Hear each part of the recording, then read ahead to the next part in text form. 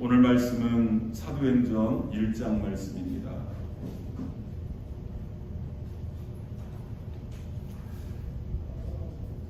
사도행전 1장 1절에서 8절까지 말씀입니다.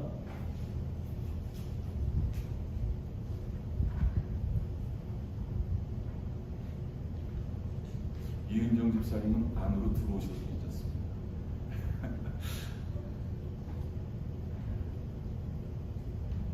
사도행전 1장 1절에서 8절까지 말씀 같이 한 목소리로 합독하시겠습니다. 데오빌로여, 내가 먼저 쓴 글에는 물은 예수께서 행하시며 가르치시기를 시작하신부터 그가 택하신 사도들에게 성령으로 명하시고 승천하였노라. 그가 고난받으신 후에 또한 그들에게 확실한 많은 증거로 친히 살아계심을 나타내사 40일 동안 그들에게 보이시며 하나님 나라의 일을 말씀하시니라. 사도와 함께 모이사 그들에게 분부하여 이르시되 예루살렘을 떠나지 말고 내게서 들은 바 아버지께서 약속하신 것을 기다리라. 요한은 물로 세례를 베풀었으나 너희는 몇 날이 못되어 성령으로 세례를 받으리라 하셨느니라. 그들이 모였을 때에 예수께 여쭈어 이르되 주께서 이스라엘 나라를 회복하심이 이때니까 하니 이르시되 때와 시기는 아버지께서 자기의 권한에 두셨으니 너희가 알 바 아니요 오직 성령이 너희에게 임하시면 너희가 권능을 받고 사마리아와 땅끝까지 이르러 내 증인이 되리라 하시니라. 아멘. 우리는 지난 시간까지 이 초대교회의 건강한 그런 교회의 모습들, 그리고 건강한 성도들의 삶의 모습을 우리가 살펴보면서 그 1세기를 살아갔었던 그 초대교회와 그 성도들, 그들은 어떻게 그런 어떤 환난과 고난 가운데서 또 적은 무리가 하나님의 나라를 그렇게 이루면서 살아갈 수 있었느냐를 우리가 배웠습니다. 그러면서 21세기를 살아가는 저와 여러분들이 어떻게 이런 좀 고도화되어진 어떤 문명 사회 속에서 또 어떻게 보면 이 복음 외에도 우리를 즐겁게 할 수 있는, 또 우리를 유혹하는 이 수없이 많은 그런 환경 속에서 우리가 어떻게 이 건강함을 유지하면서 이 하나님의 나라 확장을 위해서 살아갈 것인가를 교훈을 받았습니다. 이제 이번 주부터 이 사도행전 말씀을 통해서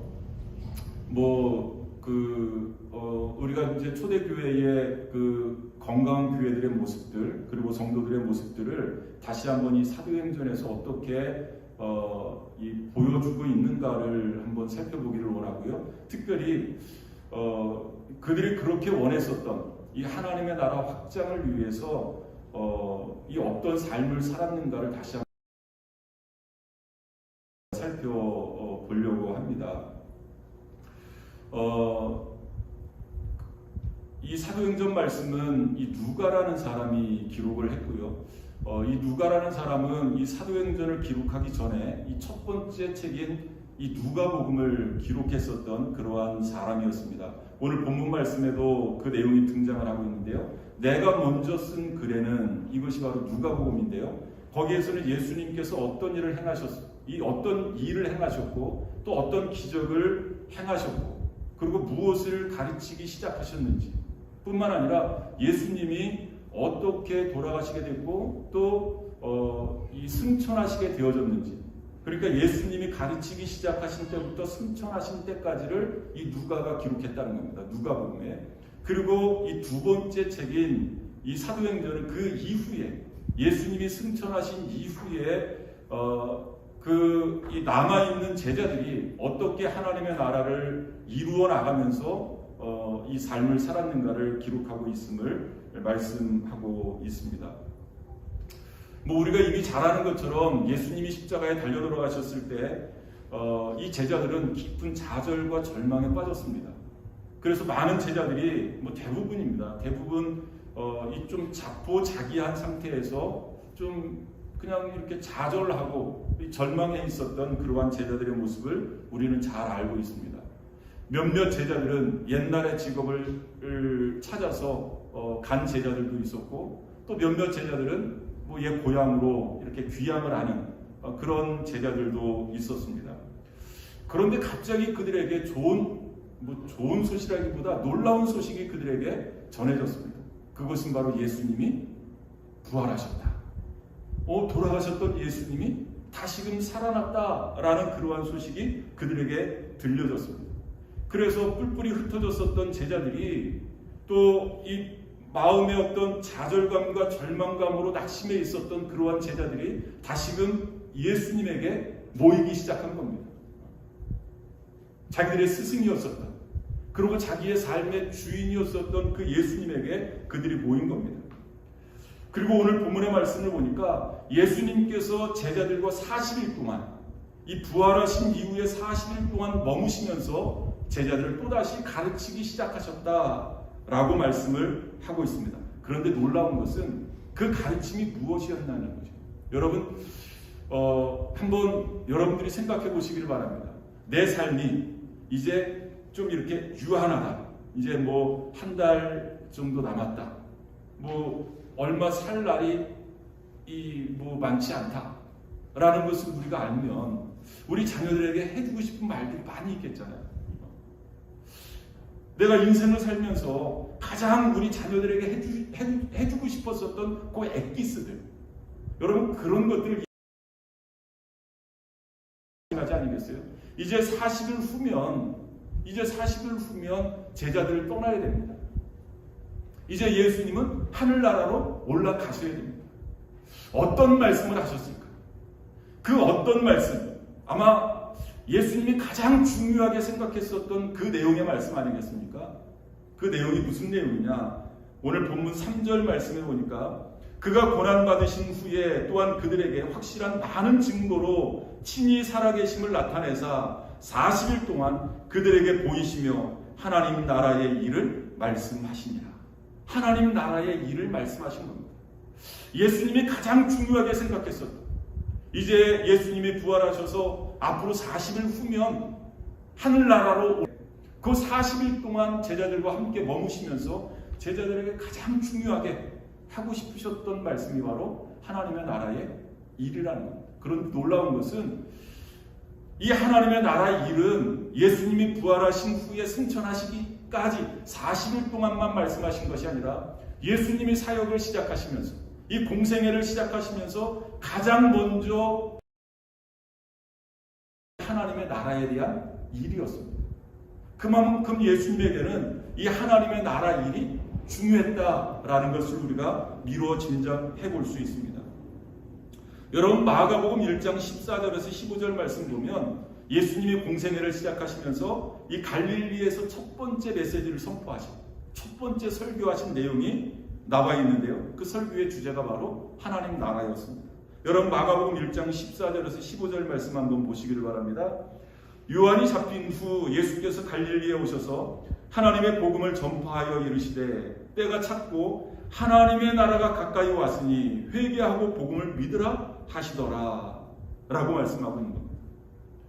첫 번째 설교가 이 하나님의 나라에 대한 일이었습니다. 그런데 십자가에 죽으시고 다시 부활하신 그 하나님의 나라의 일에 대해서 말씀을 하고 계시는 겁니다. 그러니까 여러분, 예수님께서는 이 하나님 나라에 대한 이 꿈을 포기하지 않으신 겁니다. 다시 부활하셔서 또다시 제자들을 가르치기 시작하셨는데 그 가르침의 주제가 바로 하나님. 그런데 놀라운 것은 이 예수님의 가르침, 이 하나님의 나라에 대해서 가르치실 때 제자들도 그 이야기를 들으면서 그 마음속에서 하나님의 나라에 대한 꿈이 다시금 살아나기 시작한 겁니다. 물론 예수님이 돌아가시기 이전에, 십자가에 달려 돌아가시기 이전에도 제자들에게 여러 번에 걸쳐서 하나님의 나라에 대해서 말씀을 좀 이따 이제 말씀을 드리겠습니다만, 예수님이 생각하시는 하나님의 나라, 그리고 제자들이 생각하는 하나님의 나라의 물론 조금 다를 수 있습니다. 여기까지는 조금 다릅니다. 물론 성령이 임하고 그 이후에 제자들이 생각했었던 그 하나님의 나라는 지금 예수님이 말씀하시는 그 하나님의 나라와 동일합니다. 그런데 아직까지는 조금 그 결이 달라요. 생각하는 하나님의 나라에 대한 의식이 조금 다릅니다. 어찌됐든 이 제자들 마음속에서도 이 하나님의 나라에 대한 이 어떤 비전, 꿈이 다시금 되살아나기 시작한 겁니다. 그 내용이 6절 말씀에 나와 있는데요. 제자들이 이 하나님의 나라에 대해서 예수님이 말씀하시니까 제자들이 예수님께 묻는 내용입니다. 6절 말씀 보니까요. 그들이 모였을 때에 예수께 여쭈어 이르되 주께서 이스라엘 나라를 회복하심이 이때니까. 이 하나님의 나라에 대한 어떤 꿈, 비전, 이런 것들이 마음에서 다시금 살아나는 거예요. 물론 좀 전에 말씀드렸듯이 제자들이 이렇게 묻는 것은 예수님이 생각하시는 하나님의 나라와 제자들이 생각하는 하나님의 나라는 조금 다릅니다. 결이. 요때까지는. 어찌됐든 중요한 것은 제자들의 마음속에서도 하나님의 나라가 지금 이렇게 꿈틀거리고 있다라는 것을 우리가 잘 알 수 있습니다. 예수님과 이 제자들이 이런 대화를 나눈 곳이 예루살렘에 있는 감람산이었습니다. 감람산. 이 감람산에서 예수님께서는 제자들에게 이 세계 복음화의 비전을 말씀을 하셨고, 그리고 이제 얼마 되면 예수님께서는 그 산에서 하늘나라로 올라가셨습니다. 그곳이 바로 감람산입니다. 지금도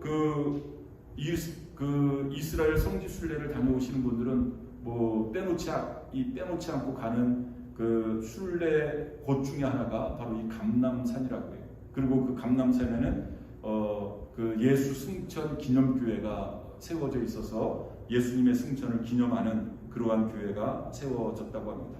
어찌됐든 이 감람산이 참 중요한데요.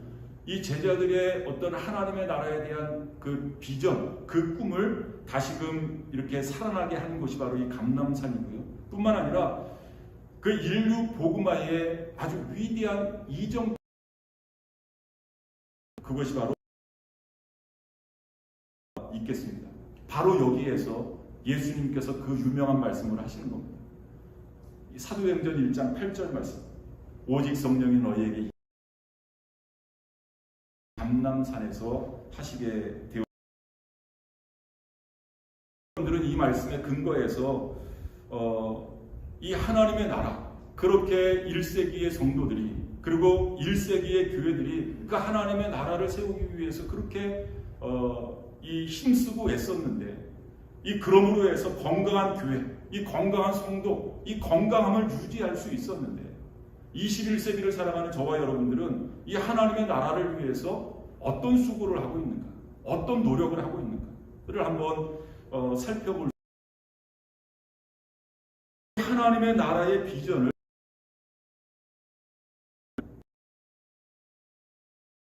수 있느냐, 해야 되느냐, 그것을 오늘 본문 말씀이 우리에게 정확하게 답을 주고 있습니다. 나라에 대한 비전을 무엇으로 이룰 수 있을까?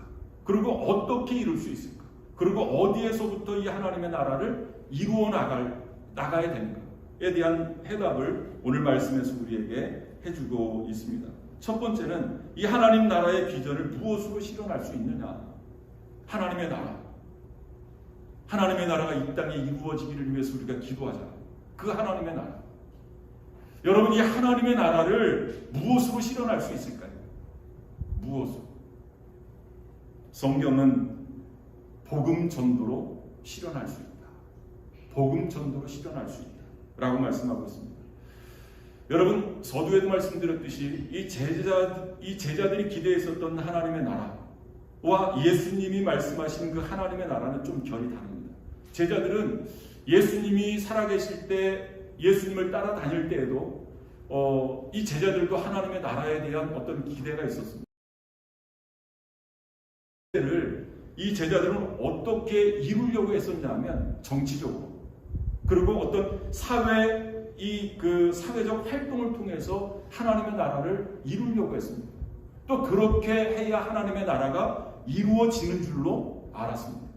그래서 이 제자들이 예수님을 따라다니면서, 여러분 그때 당시 예수님 때 당시에는 이스라엘이 로마의 압제에 있을 때였습니다. 그러니까 이 제자들이 예수님을 따라다니면서 어떻게 하면 이 로마의 압제로부터 이 이스라엘이 구원받을 수 있을까? 해방될 수 있을까? 이 조국 이스라엘이 다시금 하나님의 나라로 세워질 수 있는 가장 빠른 지름길이 무엇일까를 이들이 생각하지 않았겠습니까? 그 제자들은 그것을 예수님으로 본 겁니다. 아, 이분이 가르치는 그 한 말씀 한 말씀이 이전의 지도자들과 달랐었고, 그리고 예수님이 행하시는 기적들을 보니까 이것은 보통 사람이 아니구나. 죽은 사람을 살려내기도 하고, 문둥병을 고쳐내기도 하고, 물고기 2마리 보리떡 5개를 가지고 5,000명을 먹이시기도 하고, 어떤 정치적인 그 활동을 통해서 아니면 사회적인 활동을 통해서 이 조국 이스라엘을 하나님의 나라로 다시금 만들 수 있겠구나, 이런 기대를 가지고 있었어요. 뿐만 아니라 예수님의 제자들 중에 시몬이라는 사람이 있는데요. 그 예수님의 제자 시몬을 부를 때 우리는 셀요신 시몬이라고 그렇게 부릅니다. 보통 이 성경에 나오는 인물들을 부를 때 이렇게 그 이름들이 중복되니까 이렇게 부르잖아요. 이 막달라 지방에 사는 마리아라는 그러한 뜻입니다. 뭐 성이 막달라고 마리아가 이름이고 이런 것이 아니라 막달라 지방에 사는 마리아, 그 지방을 이렇게 붙여서 그 이름을 구분짓거든요. 그런데 이 시몬이라는 사람은 셀요신 시몬 이렇게 부르는데, 이 셀요, 이것은 열심당이라는 그러한 뜻입니다. 뭐 우리식으로 따지면 독립투사, 독립운동가라는 그러한 의미가 있습니다. 열심당원이었습니다. 이 조국 이스라엘의 독립을 위해서 열심히 운동해서, 열심히 뭐 이렇게 어떤 이 정치적인 참여라든지 사회화 활동을 했었던 사람이 바로 시몬이었습니다. 그리고 그것을 이루실 기대를 가지고 있었던 겁니다. 그런데 예수님이 십자가에 달려 돌아가셨잖아요. 어떻게 보면 너무나 나약하게 힘 한 번 써보지도 못하고, 너무나, 여러분 그 제자들의 실망감이 얼마나 컸겠습니까? 사랑하는 예수님이 돌아가셔서 물론 좀 아쉬움도 있고 슬픔도 있겠습니다만은, 그건 못지않게 이 제자들이 기대하고 있었던 그 마음이 있었다니까요. 이스라엘의 독립, 이스라엘의 해방, 조금 더 큰 의미로는 하나님 나라, 이 하나님 나라가 다시금 이 땅에 세워지는 것, 이런 기대가 있었던 겁니다. 그런데 예수님이 돌아가셨잖아요. 모든 기대가 다 숲으로 돌아가 버리고 말았습니다.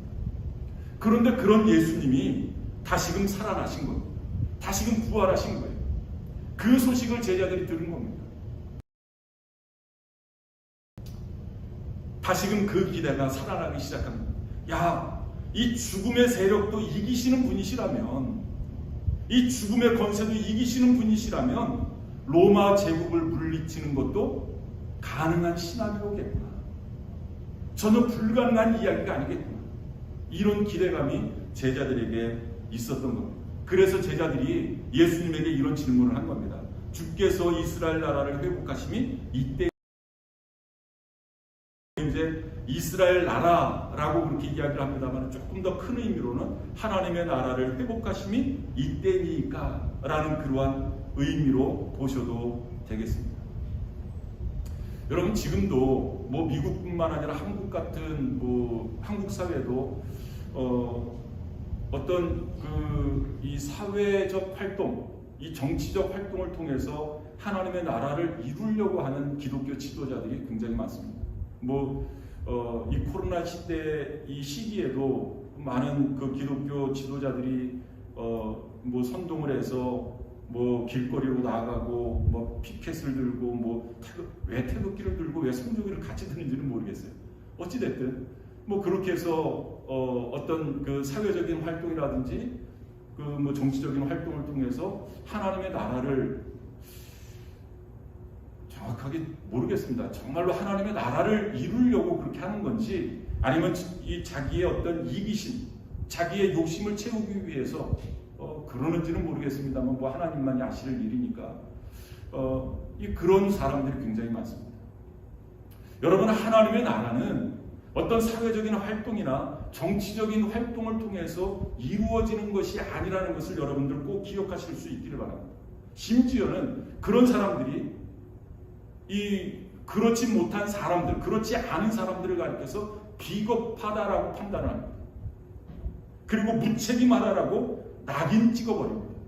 마치 자기들은 하나님의 나라를 위해서 굉장히 희생을 하고 굉장히 어떤 수고를 하고 있는데 거기에 함께하지 않으면 비겁한 집단이라고, 무책임한 사람이라고 낙인 찍어버립니다.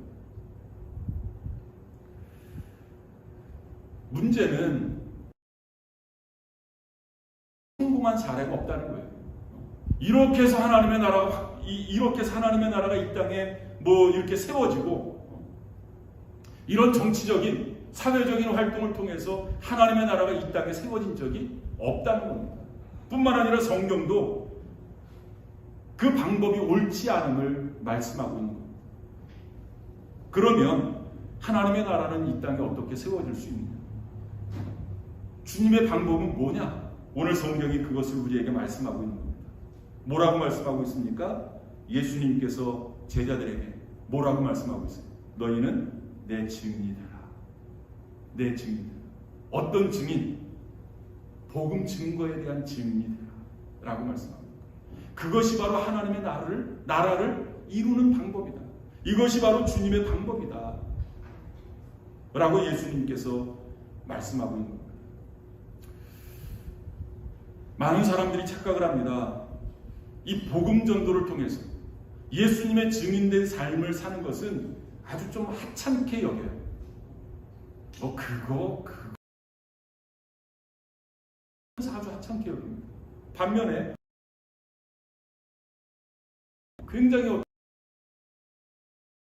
열심을 내고 그렇게 착각을 합니다. 여러분, 여기서 증인이라는 이 단어 속에 숨겨진 의미가 있는데요. 내 증인이 되라 라고 말씀하신 그 증인 속에 숨겨진 의미가 어떤 의미냐면 순교적인 증인입니다. 순교적인 증인. 여러분, 초대교회 성도들이 이 순교적인 이 증인의 자세를 가지고 복음을 증거한 것 아니겠습니까? 여러분, 우리의 믿음의 선배들이 이 복음을 지키기 위해서 얼마나 많이 순교를 했습니까? 여러분, 지금도 마찬가지 아니겠습니까? 우리가 복음을 증거하기 위해서 얼마나 많은 것을 희생해야 됩니까? 내가 만난 예수님, 내가 본 예수님, 내가 들은 예수님, 내가 경험하고 체험한 그 예수님을 증거하기 위해서 지금 순교라는 것이 꼭 목숨을 이렇게 생명을 걸고 이렇게 죽고 그런 시대는 이제 좀 지났습니다만, 물론 이제 지금도 중동이라든지 이 이슬람 국가에서 복음을 증거하시는 분들은 그런 순교하시는 분들도 많이 있습니다. 그런데 지금 우리가 살고 있는 이 시대, 이 지역에서는 그런 거는 아니잖아요. 그럼에도 불구하고 내가 만난 예수님을 증거하기 위해서, 내가 경험하고 체험한 그 예수님을 증거하기 위해서 얼마나 요구되어지단 말이죠. 여러분, 절대 이 증인된 삶과 어떤 이것이 더 월등하고 요구하고 이런 것이 아니라는 거죠. 이것이 더 쉬운 길이고 그런 것이 아니라는 거죠. 여러분, 증인된 삶을 산다는 것이 얼마나 많은 희생을 요구하고 있는지 우리는 이 기독교 역사를 통해서, 이 초대교회 성도들의 삶을 통해서 우리는 익히 잘 알고 있습니다. 결국 예수님에게 그런 가르침을 받고 또 예수님이 요구하신 대로 이 제자들이 나중에 이제 그 두 번째, 세 번째 이렇게 쭉 나옵니다만은 결국 예수님의 방법대로 했더니 로마가 결국 무너지게 되어졌고 새 나라가, 새로운 세상이 세워지게 된 겁니다.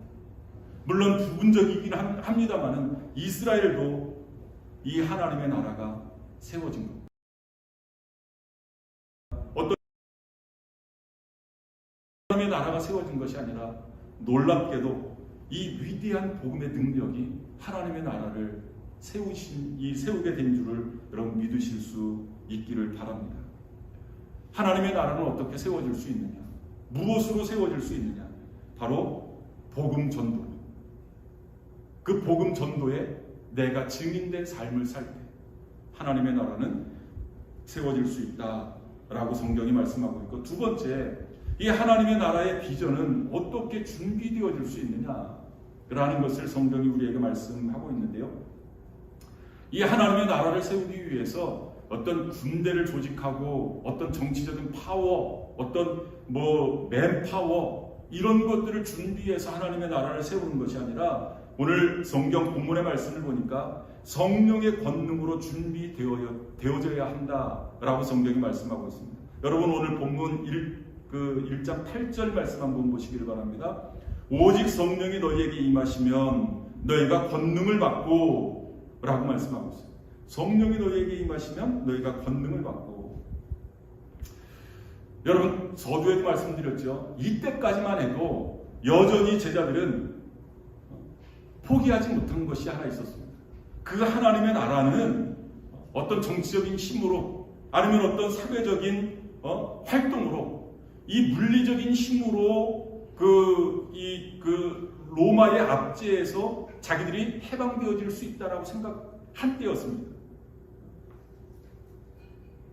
그러니까 이 제자들이 오늘 본문 말씀에서 이스라엘 나라를 회복하심이 이때니까 라는 그 질문의 뉘앙스가, 여러분 그것을 좀 느낄 수 있지 않겠습니까? 제자들은 예수님이 생각했었던 하나님의 나라와 제자들이 생각했었던 이 하나님의 나라는 조금 결이 다릅니다.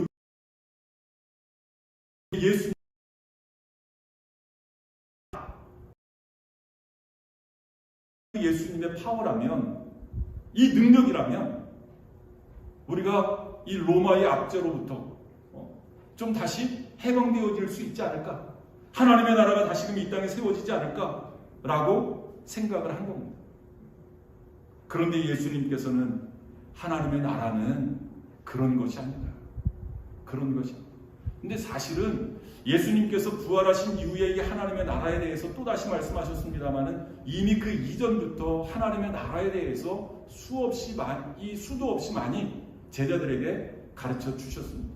특별히 예수님께서 이 바리새인들과 이 대화를 하면서 이 하나님의 나라에 대해서 말씀을 하고 있는데요.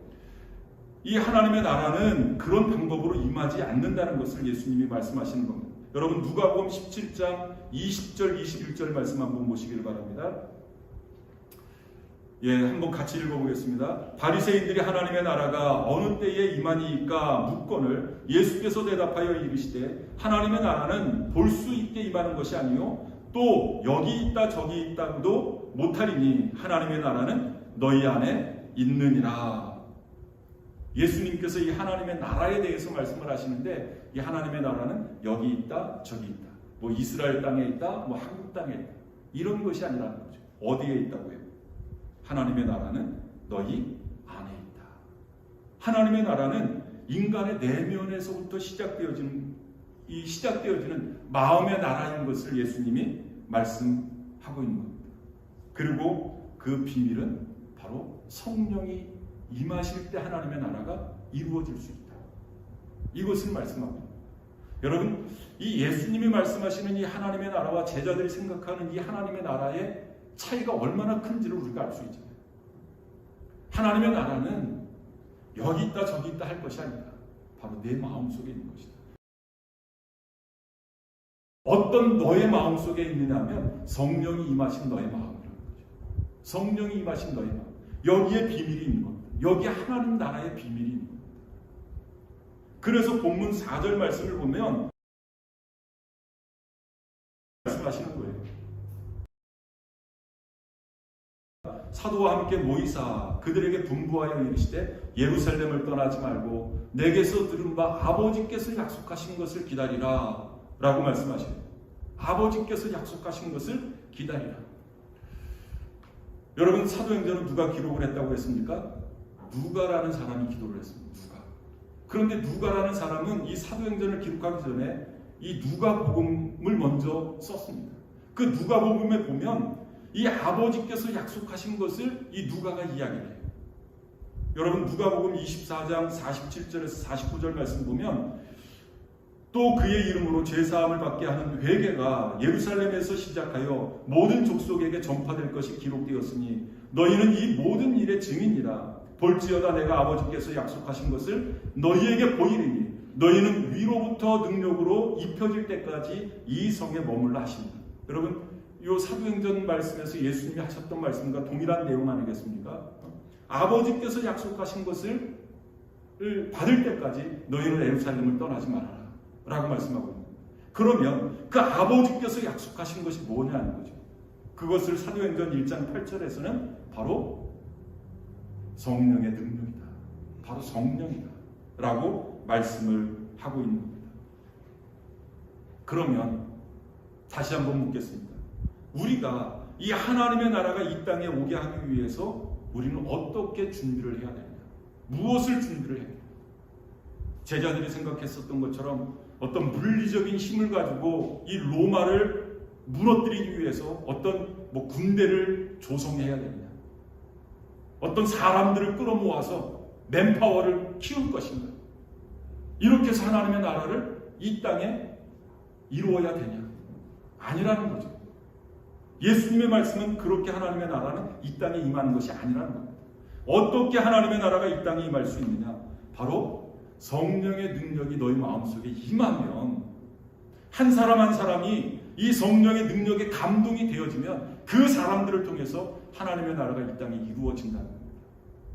여러분 이것을 믿으실 수 있기를 바랍니다. 아니 그렇게 해서 어떻게 하나님의 나라가 이 땅에 이루어질 수 있어요? 어느 세월에? 언제? 어떻게 그런 일들이 가능할 수 있어요? 여러분 그런 일들이 가능했잖아요. 1세기 때는 그것이 가능했잖아요. 초대교회 때는 그것이 가능했잖아요. 소수의 무리가 성령에 감동되어졌더니 120명의 성도가 성령에 감동되어졌더니 예루살렘을 변화시키잖아요.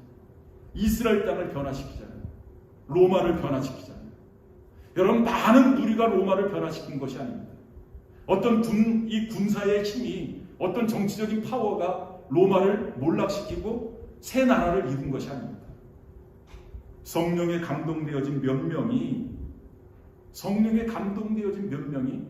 로마를 변화시킨 겁니다. 그러면 여기서 말씀하고 있는 성령 세례, 이 성령의 능력이 뭐냐? 여러분 지난 그 몇 주 전에도 말씀드렸습니다만 우리가 예수 그리스도를 고백할 때 성령이 아니고서는 예수를 주라 시인할 수 없다라고 성경이 말씀하고 있어요. 예수님을 나의 구세주로 영접할 수 있었던 것도 성령의 감동하심입니다. 성령이 감동하셨기 때문에 내가 예수님을 나의 구세주라고 고백할 수 있었다는 거예요. 그런데 여기서 말씀하고 있는 이 성령 세례, 이 성령의 능력, 이것은 조금 차이가 있습니다. 조금 차이가 아니라 엄청난 차이가 있습니다. 우리가 세상을 변화시킬 수 있는, 다시 말하면 하나님의 나라를 이 땅에 임하게 할 수 있는 그런 하나님의 제자가 되기 위해서는 이 성령 세례를 우리가 받아야 됩니다. 성령 세례. 그러면 이 성령 세례를 우리가 어떻게 받을 수 있느냐? 예수님은 기도가 정답이다. 기도해야 된다. 너희들이 모여서 예루살렘을 떠나지 말고 아버지께서 약속하신 그 성령이 너희에게 임할 때까지 이 성을 떠나지 말라. 기도해야 성령 세례를 받을 수 있다 라고 성경이 말씀하고 있는 겁니다. 그래서 제자들이 모인 겁니다. 마가다락방에. 그래서 예수님의 그 어머니, 예수님의 형제들, 그리고 예수님을 따랐었던 제자들 120명이 마가다락방에 모여서 기도하기 시작한 겁니다. 그 내용이 사도행전 1장 14절 말씀에 나와 있습니다. 예수님께서 약속하신 그 약속의 말씀을 믿고 기도하는 겁니다. 여자들과 예수의 어머니 마리아와 예수의 아우들과 더불어 마음을 같이하여 오로지 기도에 힘쓰더라 라고 말씀합니다. 오로지 기도에 힘쓰더라. 무엇을 위해서요? 내 자녀를 위해서요? 내가 이 땅에서 돈 많이 벌고 좀 넉넉하게 살기 위해서, 이들이 오로지 기도에 힘썼을까요? 아닙니다. 예수님께서 약속하신, 아버지께서 약속하신 성령 세례를 받기 위해 놓고 기도한 겁니다. 성령 세례를 받기 위해.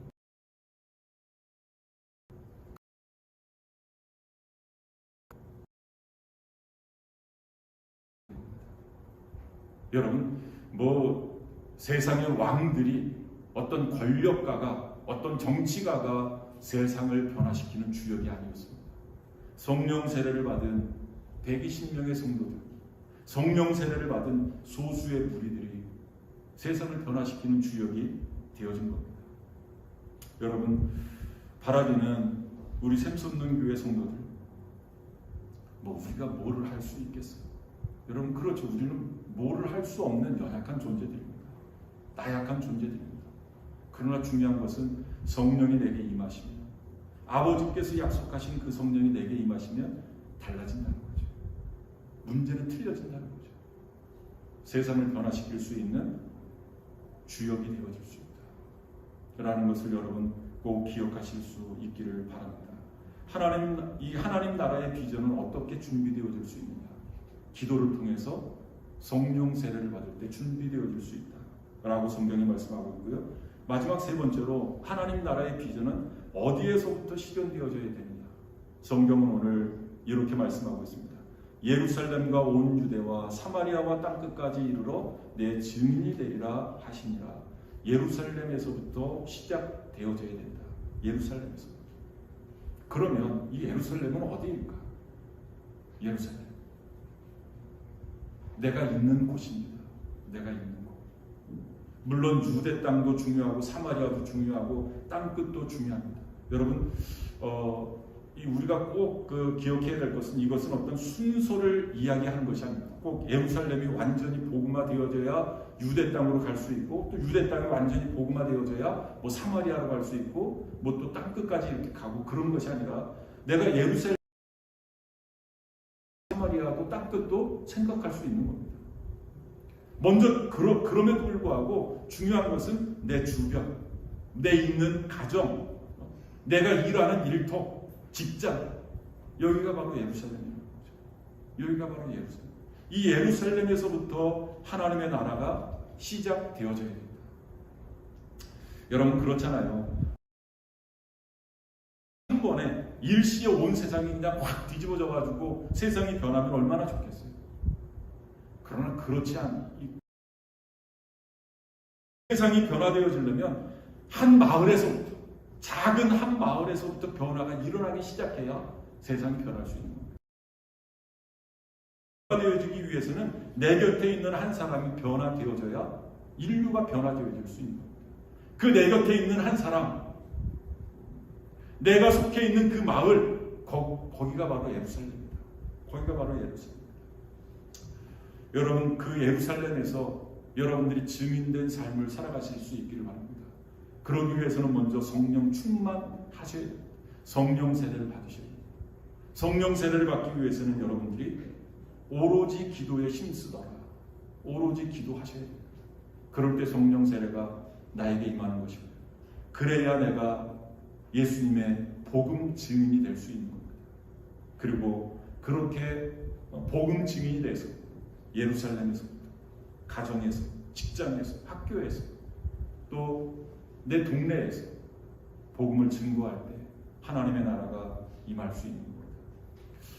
왜 1세기 때는 이런 하나님의 역사가 놀랍게 일어났는데 21세기 지금은 왜 일어나지 않을까?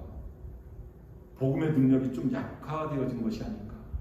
하나님의 능력이 좀 약화되어진 것이 아닐까라고 생각할 수도 있는데요. 여러분, 복음의 능력은 그때나 지금이나 또 앞으로도, 하나님의 능력은 그때나 지금이나 앞으로도 절대로 약화되어지지 않습니다. 문제는 우리가 문제라는 거죠. 1세기 때 그렇게 복음이 왕성하게 일어날 수 있었던 것은 그들은 성령 충만함을 받았다. 성령 세례를 체험하고 예수님의 증인된 삶을 살아가는 겁니다. 그럴 때 복음의 능력이 왕성하게 일어나는 겁니다. 불같이 일어나는 겁니다. 여러분, 저와 여러분들이 이런 성령 세례, 성령의 충만함을 받아서 예수님의 증인된 삶을 살아갈 수 있기를 바라고, 저와 여러분들을 통해서 또 우리 샘솟는 교회를 통해서 하나님의 나라가 이 땅에 실현되어질 수 있는 이 하나님 나라의 비전, 한 사람 한 사람을 통해서 이루어질 수 있는 삶을 살아가실 수 있는 저와 여러분들 되실 수 있기를 바랍니다. 기도하시겠습니다.